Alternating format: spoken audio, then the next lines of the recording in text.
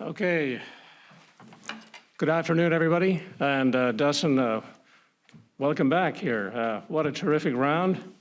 65, bogey-free, an eagle, a whole bunch of birdies, and great swinging of the golf club. What I'd like to do, though, is I'd love to know how you did that shot on number 2. That shot that brought you to about a foot from the pin. It was a terrific shot. Tell us more about it.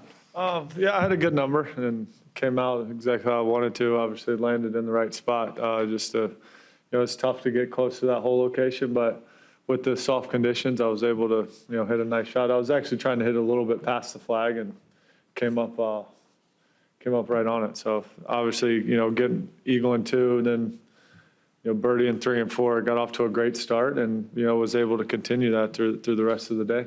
And the club you used on number 2? 5-iron. 5-iron. Thank you. Let me open it up to folks there that might want to ask a question of Dustin. While you're waiting, tell us about the, thank you, tell us a little bit about the up and down on 18, a great up and down. It was, the ball went to the right, and tell us about that. Yeah, it was, obviously wasn't trying to hit it over there, but just ball from the fairway just squared a little right on me, and, got it back there. It was kind of nice because I was kind of downhill the whole way. I knew if I could just get it over the hill there, short of the green, it was going to roll down to pretty close to the hole, and, made a really good 4 there on the last. Thank you. I have a question from Cameron, please. Dustin over here. You've had a lot of success and a lot of wins. Where would you rank how you're playing right now with some of the other times in your career? You were pretty hot coming in here 3 years ago, didn't get a chance to do this. Are you playing better than you were then? I would say, yeah, it's, the game's in really good form right now. Very similar to what it was, back in 17. It's just very consistent. I feel like I got a lot of control of what I'm doing, control my distance well, my flight, my shape. So, I'm very comfortable standing over the golf ball right now. And, obviously that's a really good feeling. Jim. Jay, the par 3s here are usually, they demand caution, but it just seems, are they inviting this year? Are you firing at every flagstick? I think you're 4-under on the par 3s, and the field seems to be just attacking all 4 of them.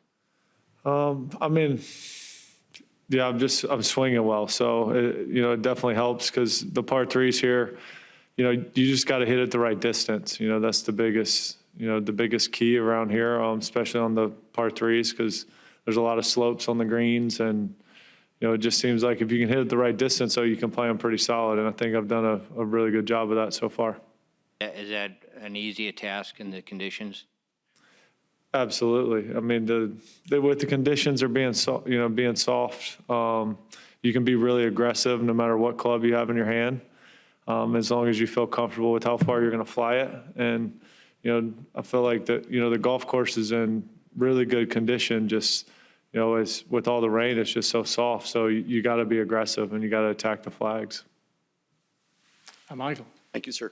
Dustin, never saw your putting stroke look better. I'm wondering, do you try to have that toe a little down and the heel a little up, or am I just seeing something? Yeah, well, for me, I try to get my hands a little bit higher so I don't pull it. So it's just something that, I kind of always kind of try to do. Well, does that mean it comes inside a little bit, or? I don't. Okay. Just quick follow-up. I just try to hit it down the line. Well, it's working. Quick follow-up. Greg Norman help you at all with putting this year? We worked a little bit at the Grove one day, and yeah, definitely helped a little bit. Steve. Yeah, Dustin, could you tell us just a little bit about your approach tomorrow with the substantial lead? Yeah, I mean, going into tomorrow, I think, I've got a good game plan. I'm not going to change it. It's just, I'm going to have to go out and play well. There's a lot of really good players right around me. So, as we all know here, if you get it going, you can shoot some low scores. So I'm gonna need to go out and play a really good round of golf if I want to win tomorrow.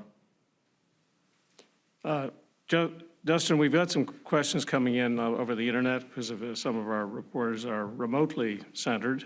This first question is, entering this week, your previous low round of the Masters was 67.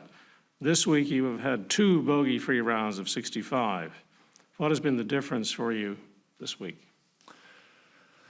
I mean, they obviously coming in here, I'm playing well. I've got a lot of confidence in what I'm doing, and then I think the conditions have definitely made scoring a little bit more favorable. Okay, Adam. And you mentioned Greg Norman helping you a little with your putting, but how much does it help to have your brother calling him in to read every putt? Yeah, well, I mean, we spend a lot of time, working on the putting and working, on our lines and, how we're reading putts. And so it definitely helps. And, a lot of times we read them pretty much the same. So it just, reassures me that I'm seeing it correctly and feeling it right. And a long way to go still, but what would it mean to you to win this tournament? It's definitely still a long way to go. Still got 18 more holes left, but it would mean a lot. It's what a great event. I mean, it's the Masters, it's a major. I grew up right down the road, so this one would be very special to me.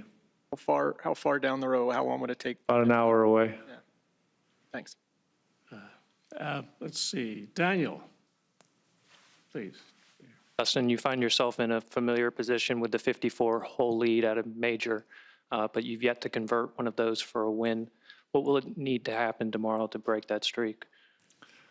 If I can play like I did today, I think it'll break that streak.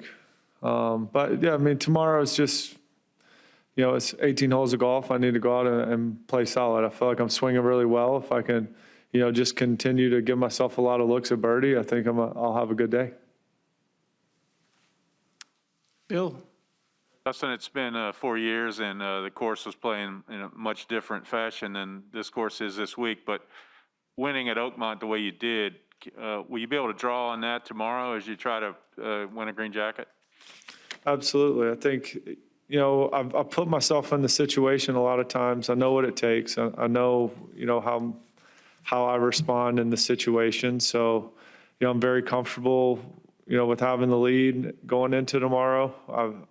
I've been in the situation a lot of times, so I'm looking forward to the challenge. It's it's still gonna be a tough day. I'm gonna have to play well if I want to get it done tomorrow. Laura? What do you do to clear your head and kind of quiet those voices tonight as you get ready to try to sleep? What am I gonna do?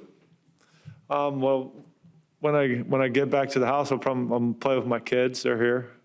Hang out with Paulina. Her family's here. So just going to have some dinner and hang out at the house.